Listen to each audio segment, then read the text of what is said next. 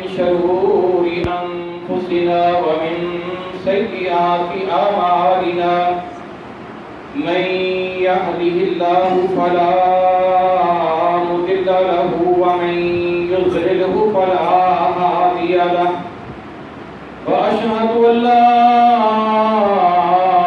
إله إلا الله وحده لا شريك له وأشهد أن محمدا عبده ورسوله أما بعد فإن خير الحديث كتاب الله وخير الهدي هدي محمد صلى الله عليه وسلم وشر الأمور محدثاتها وكل محدثة بدعة وكل بدعة ضلالة وكل ضلالة في النار أما بعد فأعوذ بالله من الشيطان الرجيم يا أيها الذين آمنوا اتقوا الله حق تقاته ولا تموتن إلا وأنتم مسلمون يا أيها الناس اتقوا ربكم الذي خلقكم من نفس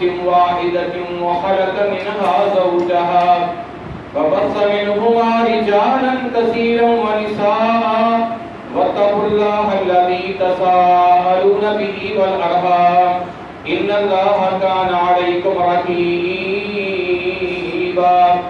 يا أيها الذين آمنوا اتقوا الله وقولوا قولا سديدا يصلح لكم أعمالكم ويغفر لكم ذنوبكم ومن يطع الله ورسوله فقد فاز فوزا عظيما اليوم أكملت لكم دينكم وأتممت عليكم نعمتي ورضيت لكم الإسلام دينا آج میں نے اپنا دین تمہارے اوپر مکمل کر دیا ہے، اپنی نعمت کو تم پر پورا کر دیا ہے اور دین اسلام کو میں نے تمہارے لیے پسند فرمایا ہے۔ وَمَن يَبْتَغِي غَيْرَ الْإِسْلَامِ دِينًا فَلَن يُقْبَلَ مِنْهُ وَهُوَ فِي الْآخِرَةِ مِنَ الْخَاسِرِينَ۔ جو اس دین اسلام کے علاوہ کوئی اور دین میرے پاس لے کر آئے گا میں اسے قبول نہیں کروں گا اور وہ آخرت میں خسارہ اٹھانے والوں میں سے ہو جائے گا۔ صدق اللہ العظیم و صدق رسولہ النبی الکریم، نحن علی ذلک من الشاہدین والشاکرین والحمد للہ رب العالمین۔ ہر قسم کی حمد و ثنا، کبریائی، بڑائی، اونچائی، بلندی، عظمت، رفعت اللہ وحدہ لا شریک کی ذات اقدس کے لیے ہے، جو اللہ تعالیٰ پوری دنیا کا خالق ہے، مالک ہے، رازق ہے۔ یہ ساری دنیا اکیلے اللہ تعالیٰ نے ہی بنائی ہے اور وہ اکیلا ہی اس کو چلا رہا ہے۔ ان گنت لاتعداد بے شمار درود و سلام اس ہستی پہ جو ہستی خاتم الانبیاء اور خاتم الرسل ہے۔ میرے محترم پیارے بھائیوں، قابل احترام دوستوں، بزرگوں، ساتھیوں، پچھلے خطبہ جمعۃ المبارک میں آپ بھائیوں نے حجۃ الوداع کے موقع پہ آپ نے جو میدان عرفات میں خطبہ ارشاد فرمایا اس کے کچھ پوائنٹ آپ نے سنے اور ایک خطبہ آپ نے یوم النحر کو دیا۔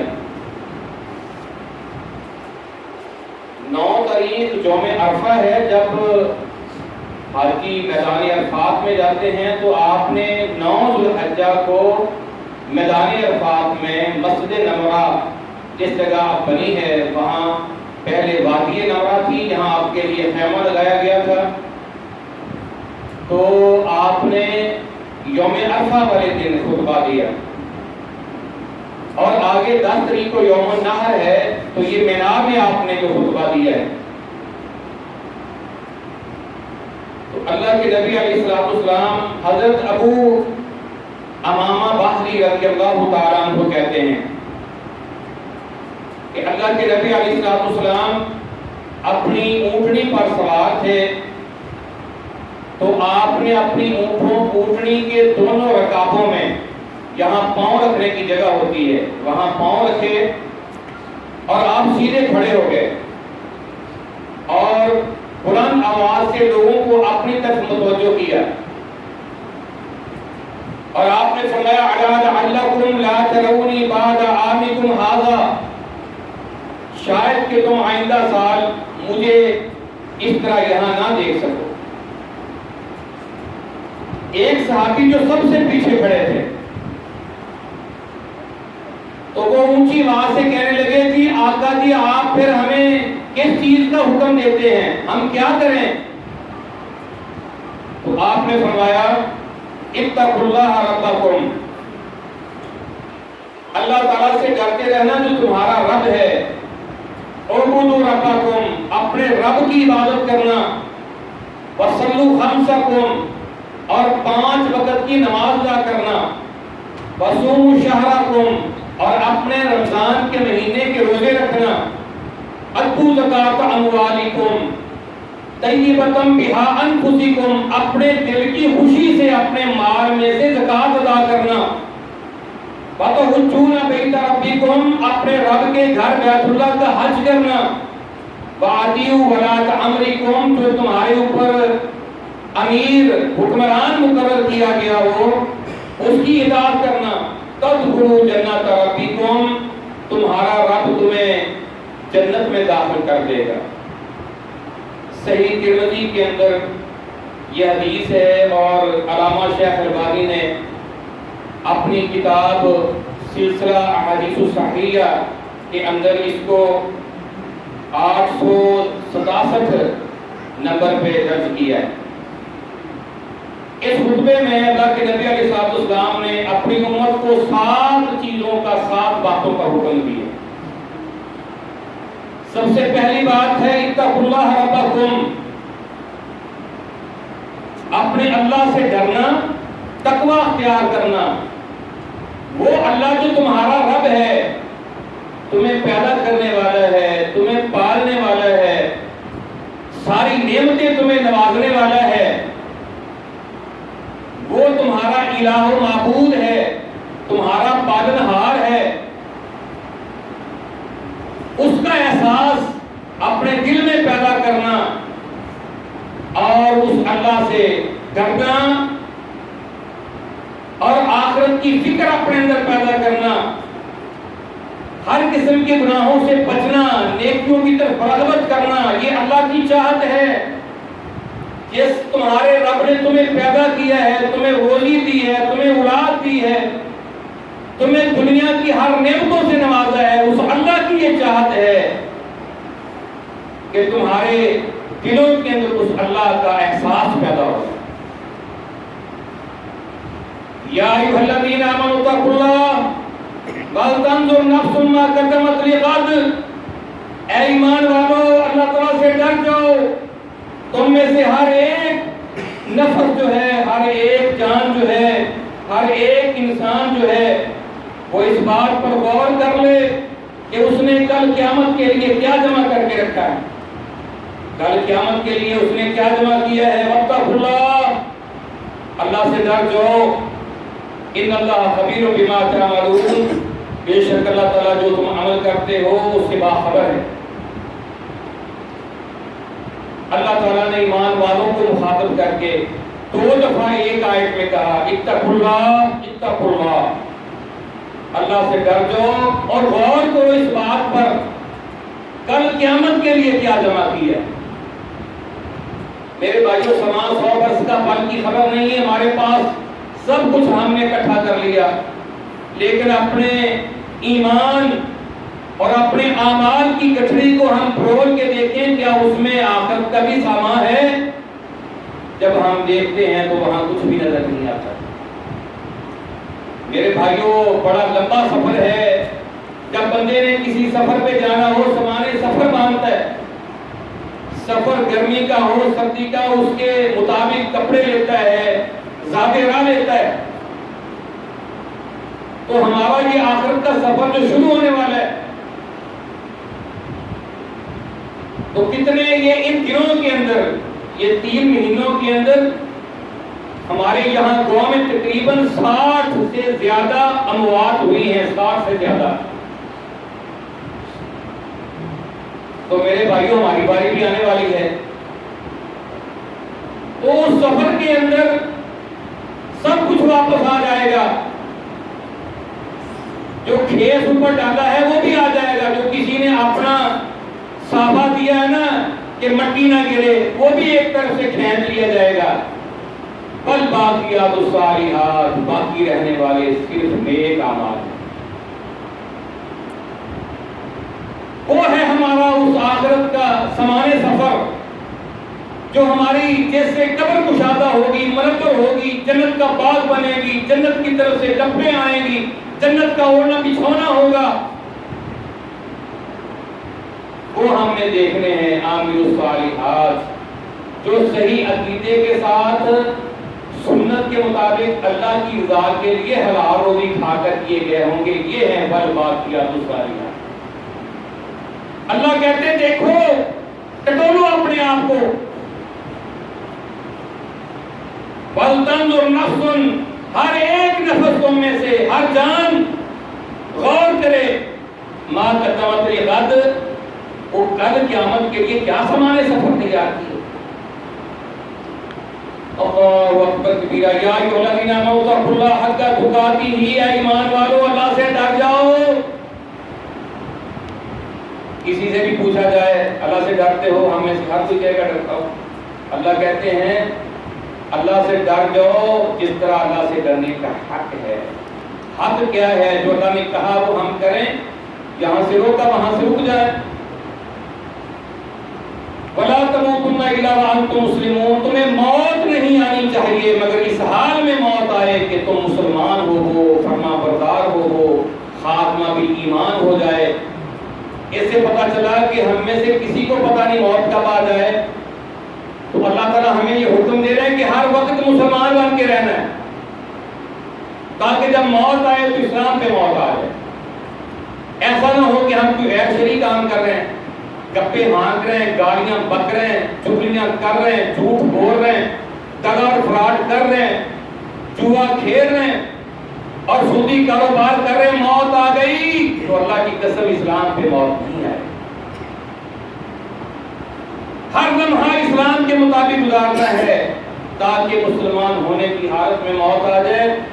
انما الاعمال بالخواتیم، آخرت میں فیل اور پاس ہونے کا انحصار بندے کے خاتمے پر ہے. جب اس کی جان نکلی اس وقت اس کا عمل کیا تھا، اس کا عقیدہ کیا تھا. اللہ اکبر کبیرہ. یا ایھا الذین آمنوا اتقوا اللہ وقولوا قولا سدیدا، ایمان والو اللہ سے ڈر جاؤ، سیدھی صاف سچی ستھری بات کرو. ہم جھوٹ اس لیے بولتے ہیں میں نے سچ بولا نا تو میرا کیس خراب ہو جائے، میں نے سچ بولا مجھے صحیح پرافٹ نہیں ملے، میں نے سچ بولا تو میرا کاروبار نہیں چلے گا. جھوٹ بولتے ہیں. اللہ تعالیٰ فرماتے ہیں تم سچ بولو، یصلح لکم اعمالکم، تمہارے کام میں بناؤں گا. اب جس کا اللہ کام بنائے تو دنیا کی طاقت بگاڑ سکتی ہے؟ نہیں بگاڑ سکتی. وَيَغْفِرْ لَكُمْ ذُنُوبَكُمْ، اور اس سچائی کی برکت سے تمہارے گناہ بھی معاف کر دوں گا. چلو کہ بندے سے کوتاہی کمی ہو گئی، تم نے سچ بولا، تمہاری وہ کوتاہی بھی معاف کر دی. واللہ غفور رحیم، کیونکہ میری تو شان ہی ہے کہ میں بخشنے والا رحم کرنے والا ہوں. وَمَن يَتَّقِ اللَّهَ يَجْعَل لَّهُ مَخْرَجًا، پھنس گئے ہو، نکلنے کا کوئی راستہ نہیں نظر آ رہا، بیماریوں میں، پریشانیوں میں، کساد گزاریوں میں پھنس گئے ہو. اللہ تعالیٰ فرماتے ہیں وَمَن يَتَّقِ اللَّهَ يَجْعَل لَّهُ مَخْرَجًا، جو تقوی اختیار کر لے اس کے لیے میں نکلنے کا راستہ بنا دیتا ہوں. وَيَرْزُقْهُ مِنْ حَيْثُ لَا يَحْتَسِبُ، اور رزق وہاں سے دیتا ہوں جہاں اس کی وہم و گمان میں نہیں ہے. تم تقوی اختیار کر کے دکھاؤ. وَمَن يَتَّقِ اللَّهَ يَجْعَل لَّهُ مِنْ أَمْرِهِ يُسْرًا، جو اپنے اندر اللہ کا ڈر پیدا کر لے، تقوی پیدا کر لے، اللہ فرماتے ہیں اس کے میں سارے کاموں کو آسان کر دیتا ہوں. اس کو کوئی کام مشکل ہی نہیں لگتا، اللہ کی طرف سے مدد اور توفیق آ جاتی ہے۔ من یتق اللہ یکفر عنہ سیئاتہ ویعظم لہ اجرا، جو اللہ سے ڈر گیا، تقوی اختیار کر لیا، اللہ فرماتے ہیں تیری ساری غلطیوں کو معاف کر کے میں تجھے بہت بڑا اجر عطا کروں۔ اللہ اکبر کبیرہ۔ تو میرے بھائیوں، اللہ کے نبی علیہ السلام نے اپنے اس خطبے کے اندر پہلی بات اپنی امت کو یہ کہی کہ اللہ کا ڈر اپنے اندر پیدا کر لو۔ اوصیکم بتقوی اللہ، میں تمہیں اللہ سے ڈرنے اور تقوی اختیار کرنے کی وصیت کرتا ہوں۔ دوسری بات، فاعبدوا ربکم، اپنے رب کی عبادت کرنی۔ عبادت کا لفظ عبد سے ہے اور عبد کا معنی غلام ہے، اور غلام اس کو کہتے ہیں جو 24 گھنٹے کا غلام ہو۔ غلام اس کو نہیں کہتے کہ صبح کے وقت 5 منٹ کا یا شام کے وقت 10 منٹ کا غلام ہو۔ غلام اس کو کہتے ہیں کہ جو 24 گھنٹے اپنے مالک کے بات کے اوپر لبیک کہنے اور اس کے حکم کے اوپر عمل کرنے کے لیے تیار ہو۔ تو میرے بھائیوں، ہم اللہ کے غلام ہیں۔ عبادت وہ کرے گا، عبادت کرنے والا وہ اپنے آپ کو ثابت کرے گا اللہ کے سامنے، جو خوشی ہو، غمی ہو، اندھیرا ہو، اجالا ہو، گرمی ہو، سردی ہو، کوئی بھی وقت ہو، اللہ تعالیٰ آواز دے تو بندہ اللہ کی آواز پہ لبیک حاضر ہو۔ تمام انبیاء کائنات کے لوگوں کو صرف ایک ہی دعوت دینے کے لیے آئے، وہ دعوت یہی تھی، لا الہ الا اللہ، اللہ کے علاوہ معبود کوئی نہیں، صرف ایک اللہ کی عبادت کرو۔ سارے انبیاء کی یہی دعوت تھی۔ وَقَضَىٰ رَبُّكَ إِلَّا إِيَّاهُ إِلَّا تَعْبُدُوا إِلَّا إِيَّاهُ، تیرے رب کا یہ فیصلہ ہے کہ اللہ کے علاوہ اور کسی کی عبادت نہیں کرنی۔ ہم نماز میں کہتے ہیں ایاک نعبد و ایاک نستعین، یا اللہ میں تیری ہی عبادت کرتا ہوں، تجھ سے ہی مدد مانگتا ہوں۔ جب ہم آخر میں پہنچتے ہیں تو کہتے ہیں التحیات للہ والصلوات والطیبات، یا اللہ میری قولی باتیں، میری بدنی باتیں، میری مالی باتیں فقط یا اللہ تیرے لیے ہیں۔ زبان سے جو میں ذکر و اذکار کرتا ہوں یہ عبادت ہے، اللہ کے علاوہ کسی اور کے نام کا ذکر نہیں ہو سکتا۔ اس جسم کے ساتھ میں جو رکوع قیام کرتا ہوں، رکوع کرتا ہوں، سجدہ کرتا ہوں، یا اللہ اس جسم کے ساتھ میں تیرے رستے کے اندر تیرے دین کی سربلندی کے لیے، اسلام کے نفاذ کے لیے، مظلوموں کی مدد کے لیے جہاد کرتا ہوں، فقط یا اللہ تیرے لیے۔ اور اپنے مال میں سے یا اللہ جو میں خرچ کرتا ہوں، جس میں زکوٰۃ ہے، عشر ہے، فطرانہ ہے، عقیقہ ہے، قربانی ہے، نذر ہے، نیاز ہے، فرض صدقات ہے، نفلی صدقات ہیں، یا اللہ فقط تیرے لیے۔ ہر قسم کی عبادت صرف اللہ کے لیے۔ اس میں اگر مخلوق میں سے کسی کو شامل کر لیا، میرے بھائیوں پھر اللہ کے ساتھ شرک ہو جائے۔ تیسری بات کہی وَصَلُّوا خَمْسَكُمْ، اپنی نماز ادا کرتے رہنا۔ کلمہ پڑھ لینے کے بعد سب سے پہلا فرض جو مسلمان کے اوپر عائد ہوتا ہے وہ نماز ہے۔ اللہ کے نبی علیہ السلام نے فرمایا خَمْسُ صَلَوَاتٍ كَتَبَهُنَّ اللَّهُ عَلَى الْعِبَادِ، 5 نمازیں اللہ نے اپنے بندوں کے اوپر لکھ دی ہیں، فرض کر دی۔ فَمَنْ جَاءَ بِهِنَّ، جو نمازیں لے کر آئے گا، وَلَمْ يُضَيِّعْ مِنْهُنَّ شَيْئًا، ان نمازوں میں سے کوئی چیز اس نے ضائع نہیں کی ہوگی، كَانَ لَهُ عِنْدَ اللَّهِ عَهْدٌ، اللہ کا اس بندے کے ساتھ وعدہ ہے أَن يُدْخِلَهُ الجنہ، کہ اللہ اس کو ضرور جنت میں داخل کرے۔ وَمَن لَّمْ يَأْتِ بِهِنَّ، جو نمازیں لے کر نہ آئے گا، اللہ تعالیٰ فرماتے ہیں میرا اس کے ساتھ کوئی وعدہ نہیں۔ تمام فرائض کا حکم جبرائیل علیہ السلام دنیا کے اندر وحی کے ذریعے لے کر آئے۔ نماز ساری عبادتوں کی سردار ہے، اللہ نے اس نماز کے لیے معراج کروائی اور سدرۃ المنتہا کے اوپر بلا کر اللہ نے نماز عطا فرمائی۔ یہ اس کی بہت بڑی اہمیت ہے. اول ما یحاسب به العبد یوم القیامۃ الصلاۃ، اور قیامت والے دن بھی سب سے پہلے جس چیز کا سوال ہوگا وہ نماز ہوگی. اللہ کے نبی علیہ الصلوۃ والسلام صحابہ کرام کو درس دے رہے تھے اور آپ نے فرمایا من حافظ علیہا کان لہ نور و برہان و نجات یوم القیامہ. جس نے اپنی نمازوں کی حفاظت کی، قیامت والے دن جب گٹا ڈھوٹ اندھیرے ہوں گے، اپنا ہاتھ بھی نظر نہیں آ رہا ہوگا، اللہ تعالیٰ فرماتے ہیں نمازی کے لیے اس کی نماز نور بن جائے گی، روشنی بن جائے گی. برہان، اس کے پاس ایماندار ہونے کا پروانہ دلیل ہوگی. ونجات یوم القیامہ، اور قیامت کے دن اس کی نجات ہو جائے گی. ومن لم یحافظ علیہا، جس نے اپنی نمازوں کی حفاظت نہ کی، لا نور ولا برہان ولا نجات یوم القیامہ، نہ اس کے لیے روشنی ہوگی، نہ اس کے پاس مسلمان ہونے کی دلیل ہوگی، نہ اس کی نجات ہوگی. ومعا قارون وہامان وفرعون وابی بن خلف، اور وہ بڑے بڑے جو کافر ہیں، قارون ہے، حامان ہے، فرعون ہے، ابی بن خلف، ان کے ساتھ کھڑا ہو. میرے بھائیوں، اس لیے نمازوں میں سستی نہیں کرنی. سستی کرنے والے کے لیے بے نمازی کا تو کھاتا صاف ہے. تو سستی کرتے نمازوں میں ویل للمصلین، اللہ فرماتے ہیں نمازوں میں سستی کرنے والوں کے لیے ہلاکت ہے، تباہی ہے، بربادی ہے، جہنم کی ایک وادی ہے. الذین هم فی صلاتہم ساہون، جو اپنی نمازوں کے اندر سستی کرتے ہیں. میرے بھائیوں، وقت میں نماز پڑھنی ہے.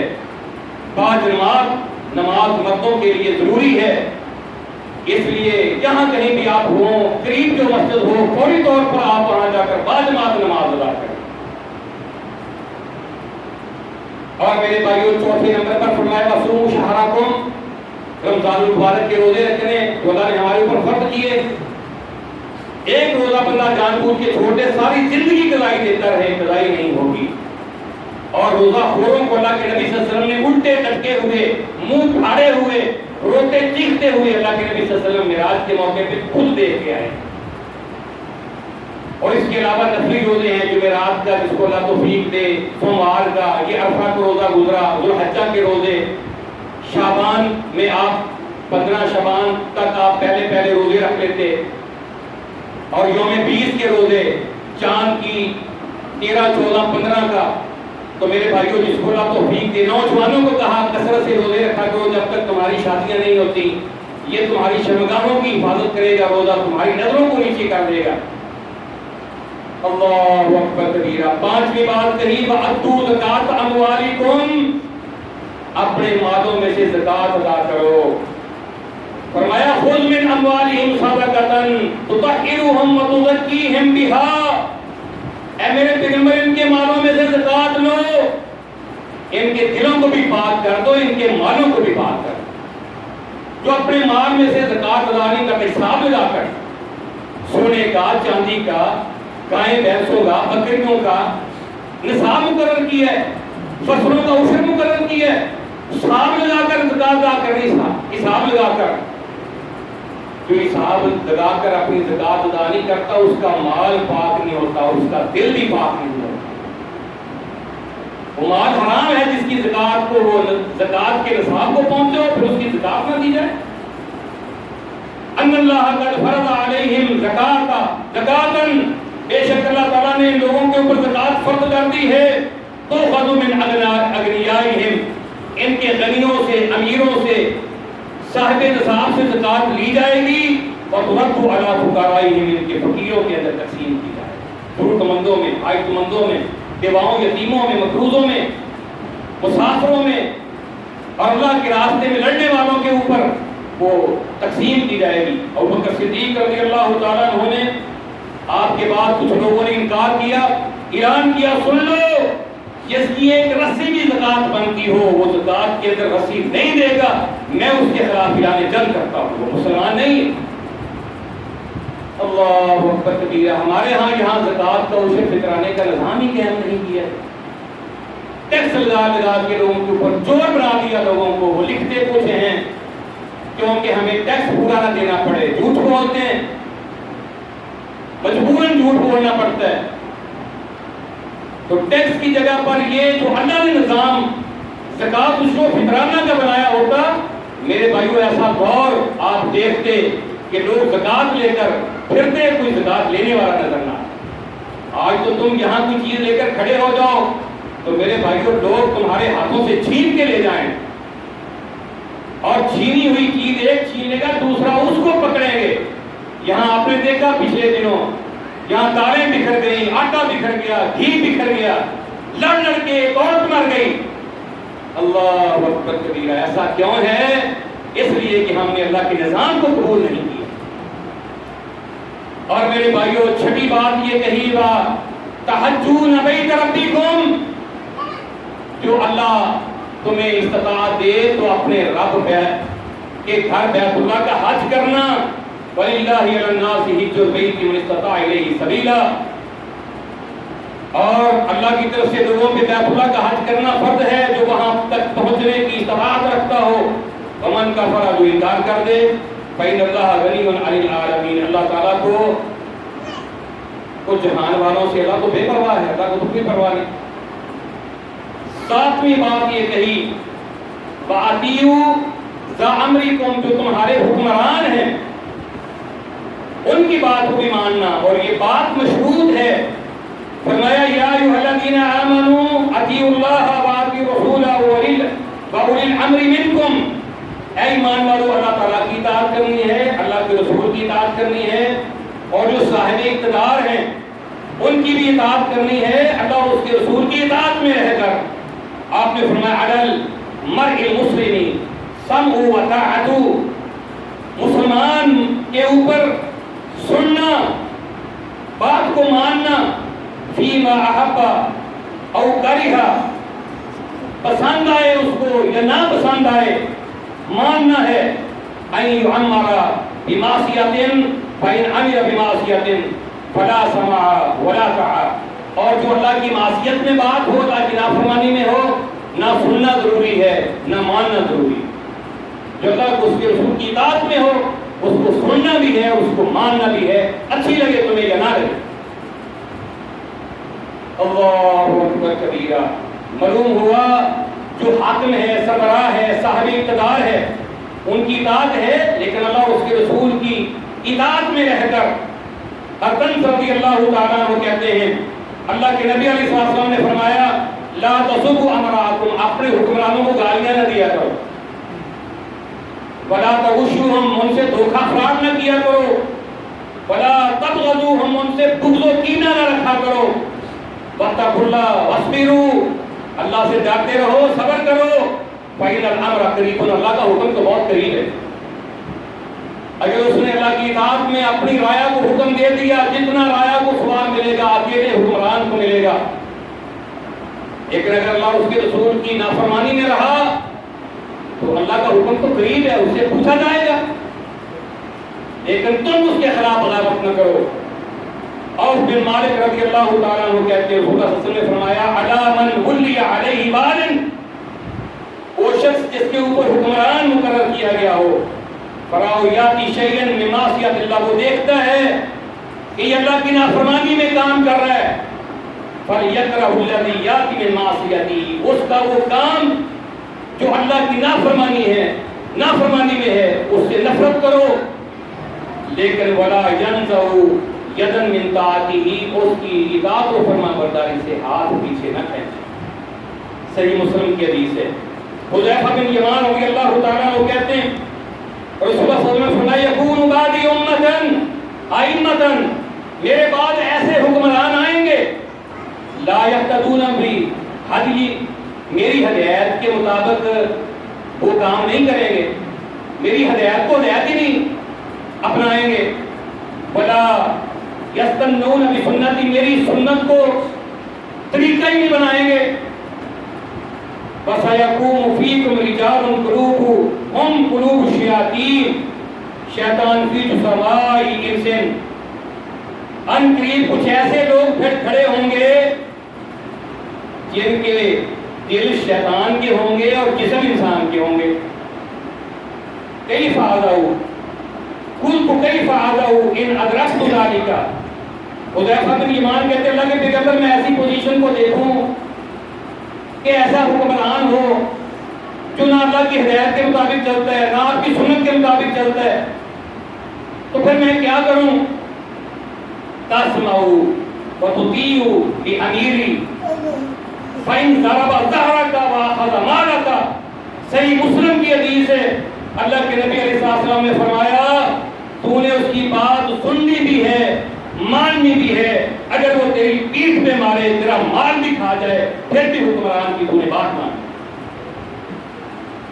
اللہ اکبر کبیرہ، یہ اللہ کے نبی صلی اللہ علیہ وسلم کی بات بتا رہا ہوں، ہمیں اچھی نہیں لگتی ہوگی کیونکہ ہم تو ہر وقت حکمرانوں کے خلاف خروج کے لیے نکلے ہوئے ہیں، لیکن آپ نے ہمیں منع کیا ہے ایسا نہیں کرنا۔ جب تک حکمران اللہ کو مانتا ہے، اللہ کے نبی صلی اللہ علیہ وسلم کو مانتا ہے، اپنے آپ کو مسلمان کہتا ہے، اللہ کی کتاب قرآن مجید کو مانتا ہے، ہم نے اس کے خلاف خروج نہیں کرنا، اس کے خلاف بغاوت نہیں کرنی، ہمیں اجازت نہیں دی اسلام نے۔ تو میرے بھائیوں اس لیے بندے کو اختیار کرنی چاہیے اپنی زبانوں کی توپوں کو چلانے سے پہلے ہمیں اللہ کے نبی صلی اللہ علیہ وسلم کی حدیث کو دیکھنا ہے، آپ کے حکموں کو دیکھنا ہے، اس کے مطابق ہم نے چلنا ہے۔ تو میرے بھائیوں اس کے بعد آپ نے فرمایا تدخلوا جنت ربکم، تمہارا رب تمہیں جنت میں داخل کر دے گا۔ دعا کریں اللہ تعالیٰ ہمارے ان حکمرانوں سے اللہ تعالیٰ کام لے لے۔ پاکستان نے ایک بہت بڑا اہم ترین ایک فیصلہ کر لیا ہے جو آج سے 72-73 سال جو گزر چکے ہیں پاکستان بنے ہوئے، آج تک وہ فیصلہ ہم سے نہیں ہو سکا، کسی سے نہیں ہو سکا وہ فیصلہ۔ 5 اگست یوم استحصال کے طور پر منایا گیا، مظفر آباد کے اندر خود ہمارے وزیر اعظم نے اور وزیر اعظم آزاد کشمیر راجہ فاروق حیدر نے، کشمیر کی پوری کابینہ اور پاکستان کی کابینہ، اہم سیاسی رہنما اور ہماری اپوزیشن کے بھی رہنما، سب نے وہاں کشمیریوں کے لیے اظہار یکجہتی کرتے ہوئے باقاعدہ وہاں ریلی نکالی۔ ہمارے وزیر اعظم نے وہاں خطاب کیا اور تمام جماعتوں نے، کشمیری لیڈرشپ نے پاکستان کے نئے سیاسی آفیشل نقشے کو سپورٹ بھی کیا، قبول بھی کیا۔ اور میرے بھائیوں وہ نقشہ کیا ہے؟ پاکستان نے نیا نقشہ اپنا جاری کر دیا جس کے اندر پاکستان کے ساتھ مقبوضہ کشمیر بھی ہے اور جونا گڑھ بھی ہے، حیدرآباد بھی ہے، اور پاکستان نے پوری دنیا کو دکھا دیا یہ ہمارا نقشہ ہے اور ان قریب ہم اس کو لے کے رہے۔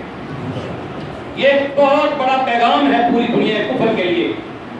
ہم نہیں دیکھ رہے اور نہیں سمجھ رہے، پوری دنیا کفر میں تہلکہ مچ چکا ہے اور ان کے ایوانوں کے اندر یہ بحث ہو رہی ہے۔ اور میرے بھائیوں اسی لیے مقبوضہ کشمیر، چائنا نے اس نقشے کو مان لیا اور چائنا ایک ویٹو پاور ہے، اور چائنا کی وجہ سے کشمیر کا مسئلہ کل سے ایک بند کمرے کے اندر سلامتی کونسل کی میٹنگ اس کے اوپر ہو رہی ہے۔ تو میرے بھائیوں اس لیے ہمیں اللہ سے امید بھی رکھنی ہے، دعائیں بھی کرنی ہے۔ مقبوضہ کشمیر کی جو خصوصی حیثیت ختم کی تھی انڈیا نے، میرے بھائیوں اس کو پاکستان نے، ترکی نے، چائنا نے ریجیکٹ کر دیا ہے، ہم نہیں مانتے۔ اور میرے بھائیوں کہا ہم تم سے یہ اپنا حق لے کر کے چھوڑیں گے۔ سید علی گیلانی جن کی عمر 90 سال ہو چکی ہے، بستر کے اوپر پڑے ہیں اور بستر کے اوپر پڑے ہوئے پاکستان کا نعرہ لگا رہے ہیں، اور اس موقع پر علی گیلانی کو نشان پاکستان کا خطاب دیا گیا۔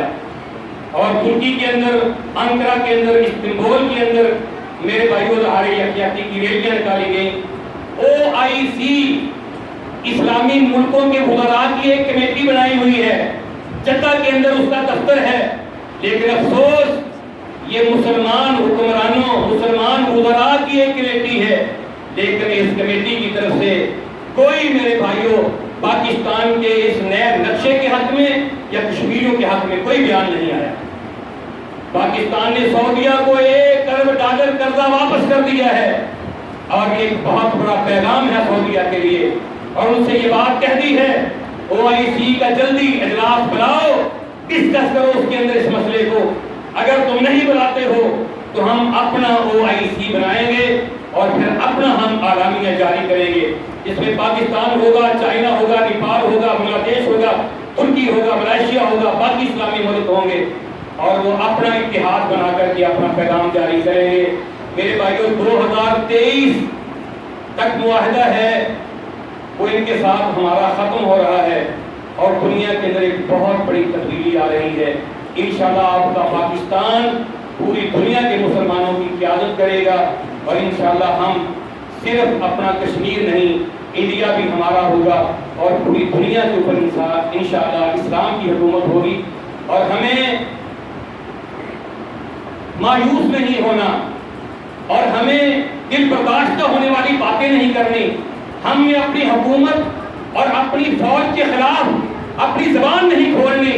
یہ تو ان کی چاہت ہے کہ یہ ایسا کریں، اور ان کی بہت بڑی چاہت تھی، ایک بہت بڑی جماعت جو ہے پاکستان کے اندر، جب اس پہ پابندی لگائی جائے گی، ان کا آپس میں ٹکراؤ ہوگا، اور پورے ملک کے اندر افراتفری پھیلے گی، اور یہ ٹوٹ کر کے رہ جائیں گے۔ اب وہ پریشان ہیں کہ پوری جماعت بین ہے، اور پورے ملک کے اندر ان کا ایک نیٹ ورک ہے، ایک گلی ایسی نہیں جہاں اس کو ان کا بندہ نہیں، لیکن انہوں نے کوئی بات ہی نہیں کی۔ میرے بھائیوں، امیر کا قد ہم سے بہت اونچا ہوتا ہے، اس کو دور سے وہ نظر آتا ہے جو ہمیں نظر نہیں آتا۔ ہمیں اپنی زبان بڑھاتے ہوئے تھوڑا سا سوچنا چاہیے۔ اس لیے جو امیر فیصلے کرتے ہیں، اللہ تعالیٰ نے ان کو بڑی بصیرت دی ہوتی ہے، ہمیں انہی فیصلوں کے تحت رہنا ہے۔ انشاءاللہ اس میں سے اللہ تعالیٰ نے خیر نکالنی ہے۔ اللہ تعالیٰ جو ہے ہمیں قرآن و سنت کے مطابق اپنا عقیدہ، عمل، ایمان بنا کر دنیا و آخرت میں کامیابی حاصل کرنے کی